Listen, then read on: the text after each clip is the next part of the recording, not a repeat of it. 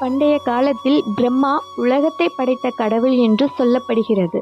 அவர் அறிவும் படைப்பும் கொடுக்கும் தெய்வமாக கருதப்படுகிறார். அதனால் அதிகாலையில் இருக்கும் ஒரு சிறப்பு நேரத்தை பிரம்ம முகூர்த்தம் என்று அழைக்க ஆரம்பித்தார்கள். ஒரு நாள் சிவன் மற்றும் பிரம்மா உலகில் மனிதர்கள் எப்படி நல்ல வாழ்க்கை வாழலாம் என்று பேசிக் கொண்டிருந்தார்கள். அப்போது சிவன் சொன்னார், மனிதர்களுக்கு ஒரு நேரம் கொடுக்க வேண்டும். அந்த நேரத்தில் அவர்கள் தியானம் செய்தாலும் படித்தாலும் கடவுளை நினைத்தாலும் அது அவர்களுக்கு அதிக நன்மை தர வேண்டும்.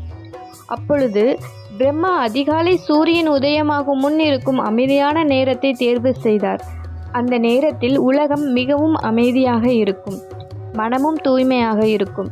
அதனால் அந்த நேரம் பிரம்மாவின் அருள் நிறைந்த நேரம் என்று கருதி பிரம்ம முகூர்த்தம் என்று அழைக்க ஆரம்பித்தார்கள்.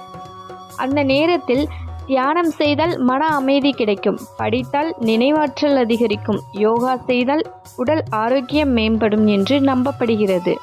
பொதுவாக